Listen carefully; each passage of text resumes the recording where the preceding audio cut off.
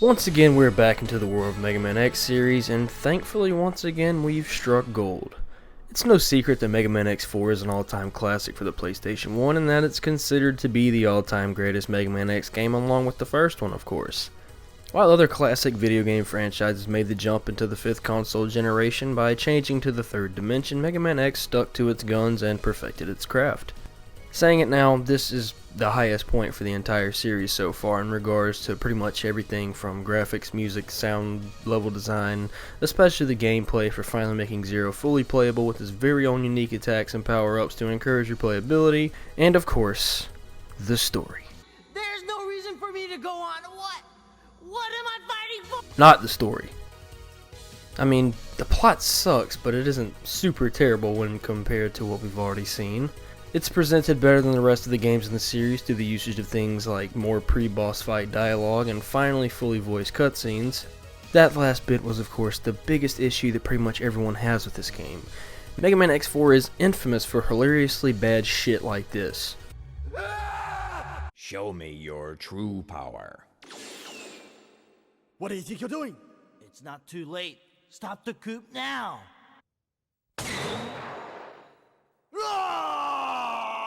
That is, whenever you can't hear any of those lines being spoken over the loud-ass music. What will you do? I'll be watching closely from here on out. The story is split into two different parts that almost feels like two separate continuities. The premise is the same, but the plot kinda diverges when you reach a certain point to make playthroughs as X and Zero different narratively. X and Zero have been doing their usual thing as Maverick Hunters since the end of X3, but now we have a new group backing them up, a large military made up of Reploids called the Repliforce. Of course, shit goes down. The city of Sky Lagoon is invaded by Mavericks who sabotage the floating city's power generator, causing it to plummet to the ground below, killing thousands of humans. Repliforce was present in the area when all this went down, and when the second-in-command, prideful but soft-hearted dumb shit Colonel refused to accompany X or Zero for the purpose of interrogation, Repliforce is branded as the Maverick organization responsible. The leader of Repliforce, General, furious with these accusations, reveals plans to start a Reploid-only nation, which is perceived as a coup d'etat, despite the fact that General also stated that he wishes no harm on humans. And so the Maverick Hunters are sent to take care of the officially, quote-unquote, Mavericks of Repliforce, kicking off the Great Repliforce War. So it seems like we're about to have a damn decent story for once in this series. General has this mysterious cloaked figure advising him on how to go about dealing with humans and Maverick Hunters alike. And it's obviously Sigma. God damn it, will you please stay dead? During the war, X is aided by the rookie Maverick Hunter Double, while Zero is aided by the Colonel's sister, Iris, who seems to be his sort of love interest. Once X defeats all the Repliforce leaders, he finally fights Colonel and of course wins. But by the time X destroys Colonel, the Repliforce has already begun traveling into space to start its nation. Meanwhile, Double's odd-ass name has a meaning now since it is revealed that he was a double agent for Sigma, and he's actually pretty damn cool to look at. X destroys his waste of a character ass and makes his way to General, who also gets his waste of a character ass kicked. However, the massive weapon attached to the space station prepares to destroy the Earth. This is when we learn that Sigma was in charge of the entire thing because, of course he was. And you know the drill. Sigma gets his bald Grim Reaper shit rocked, but X can't manage to shut off the still activated weapon. And suddenly the damaged General appears and uses his own body to destroy the weapon and the entire base as a means to make up for his actions. As he flies back to Earth, X wonders if all Reploids end up going Maverick in the end, and even calls Zero to tell him to destroy him if he ever turns, and Zero's just like, bro, what the fuck you talking about? Yeah, cool, okay. In case you're wondering why X's story is bare bones and sucks nuts, well, that's because this isn't really his game. That honor goes to Zero, who gets a ton of backstory exposed in this game. Yeah, it's rewind time.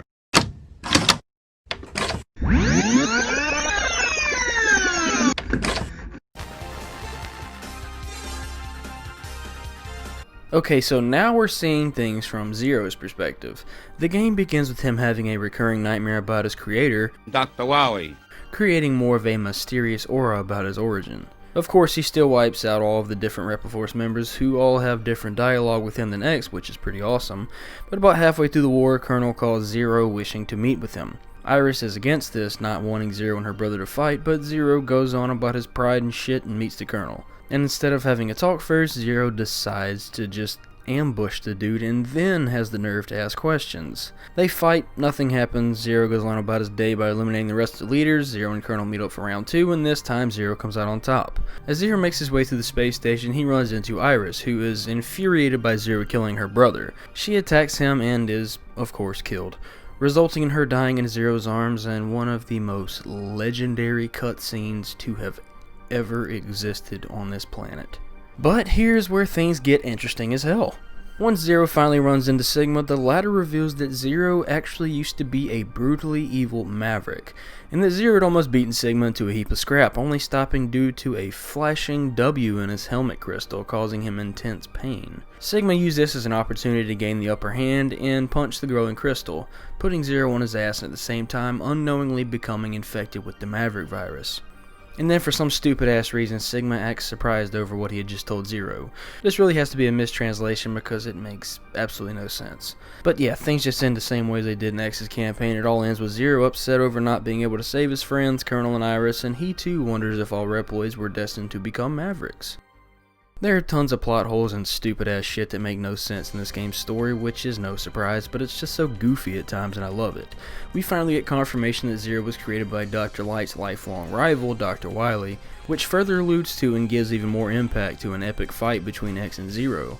I hate that X gets basically no character development in this game and feels as boring as ever, but Zero got some much needed time in the spotlight that I think perfectly fleshes out his character. Of course, none of the other characters in the game really matter since they're just one-offs with very little screen time, and I really wish that X and Zero had more to do with each other in this game, and it definitely would have been a better all-around story if their journeys were a little more intertwined. Sure, some of the stuff that they ended up doing could be happening simultaneously, but stuff like fighting Colonel, General, and Sigma is just up on the air on who did what canonically. Honestly, fuck it. The plot isn't the strong suit in these games anyway, right? I'm taking as it is and enjoying the rest of it. Surprise, surprise, X plays exactly how he always has throughout the series, and not much has changed aside from some new armor upgrades found with the returning light capsules. With the leg piece, X can once again air dash, but not vertically like in X3. However, he can hover in the air for a few seconds to avoid projectiles or just safely move over some spikes. The arm part is interesting in how there are 2 capsules containing 2 different abilities. One allows X to store 4 charge shots, the other, and much better ability in my opinion, is the plasma shot. This thing shits on like every boss, every enemy, whatever, eliminating just about any reason to ever attack anybody with their respective weaknesses or just use power-ups in general. The body part of course halves damage and also has the Nova Strike.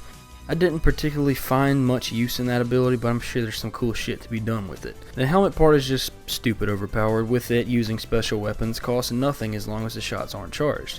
So spam whichever power is your favorite one to your heart's content. While X remains largely the same, Zero is a huge breath of fresh air to play as.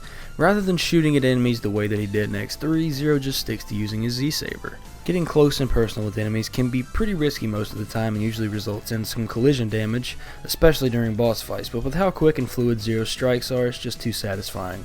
And apparently playing as Zero is X4's version of hard mode, but I feel like it's the opposite.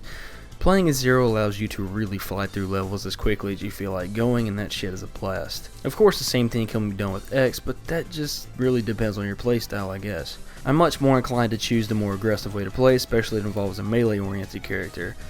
Zero doesn't get any armor upgrades unless you count the cheat code black armor as one, even though it's just purely cosmetic, and he doesn't get the same traditional weapon abilities that X gets. Instead, Zero learns techniques from defeating bosses such as a double jump, the air dash, special Z-Saber attacks, a sort of screen nuke attack, and increased damage output. None of these abilities, save for the screen nuke, cost any energy. Despite who you choose to play as, Mega Man X4 is really one hell of a time dump. I found myself running through this game as both characters so many times over the years. Besides having the funnest gameplay so far in the series, aside from X1, it actually has the best level design. It's a bit more on the simple side similar to X1, but levels are stretched into 2 different halves full of really cool set pieces, mini bosses, and a couple of stage specific gimmicks. Secrets like the capsules, life ups, and sub tanks aren't hard to reach at all, and accessing them doesn't require all that much backtracking. Collectibles are a bit different this time though, being more varied but much less useful. Instead of the normal 4 sub-tanks, there are only 2, with the other 2 being replaced by a weapon energy sub-tank that's quite literally useless, especially when playing a Zero, and something called an EX tank that simply increases the amount of lives you start a level with from 2 to 4. This is of course also pretty useless since there's a save feature in the game, making running out of lives a non-issue. Useless collectibles are not exploring levels or taking an alternate path or whatever is still going to never not be fun. Platforming is satisfying and always intense with some risk involved, requiring you to become skilled at the game. And once you are skilled, the game feels even more fun because you can approach lots of different obstacles in lots of different ways, especially when playing as X since he has access to the hovering and Nova Strike abilities. Platforming challenges in each stage present themselves in different ways as well, a few examples being the waterfall logs and web spider stage, or the disappearing ice platforms above some spikes in Frost Walrus' stage, and just the entirety of Cyber Peacock stage, since it's meant to be approached like one giant speedrunning section that rewards you with that stage's collectibles. Each level is different and amazing to look at as always, and even today, a Mega Man game has really never looked better than X4 through X6 did on the PlayStation. There are even a couple of little Easter eggs in Frost Walrus' stage that give the game a little bit of personality. You can see Blizzard Buffalo from X3 and Chill Penguin from X1 just, chilling in some ice. Haha. What stands out to me most is how detailed and well designed each boss is. Little details like Storm Owl wearing goggles, or Web Spider's little beret and eyepiece, and Magma Dragoon's Akuma inspired prayer beads and Street Fighter inspired moveset make them all feel like actual characters and not just generic anthropomorphic animal bosses, along with them already having established roles in Repliforce and pre-fight dialogue. Even a boss's health bar during a fight sheds some light on their character. 5 of them have the Repliforce logo under their health bar, and 3 others have Sigma's symbol, meaning that they're the only ones you fight in the game who've actually turned Maverick, while the others are just loyal to their cause. And for once, Sigma actually looks pretty damn cool. His weird Robo-Sniper form and Grim Reaper form are kinda meh, but when he's jumping around throwing a scythe and a big scary ass face on the ground, I feel like Sigma was finally portrayed as this sort of sentient computer virus being that he really is, instead of the game just telling me that and placing him in a big shitty suit of armor or a wireframe head. And let's not forget the music. I could argue that this soundtrack is even better than that of X1. Per usual, each track is more than fitting for its specific level and gives off the intended vibes. And if you want to talk about epic intro level music, this is your game. X and Zero both have the same intro stage, but they each have their own theme songs, and each song somehow makes the level feel like 2 completely separate things. X's track should honestly be the theme song for the entire damn series, to be honest, but in his intro stage it almost feels like a reflection of X's entire story up to this point, which is ironic in itself since he gets shit on plot-wise here. We have a determined individual that is rushing to protect those who can't protect themselves. He's done it 100 times before and he's not about to quit. Then on the other hand, Zero's theme perfectly fits with his aggressive demeanor. This dude is just a badass who loves to fight and does whatever it takes to come out on top. This is the reckless and intense yet level-headed behavior of Zero in song form. In case you haven't picked up on it yet, I think Mega Man X4 is on the same level as the first game, if not above it. X4 is one of the funnest and smoothest games you can ever play on the PlayStation, or just in general. With its timeless visuals and music and hell, everything else. This is one of the games that I will continue to keep coming back to throughout the years, along with X1 and the game that we'll finally be taking a look at next, Mega Man X5. The game that was originally intended to be the final installment of the Mega Man X series. But for now, our business here is done. Thank you all so much for watching. Take care, and I will see you in the next video.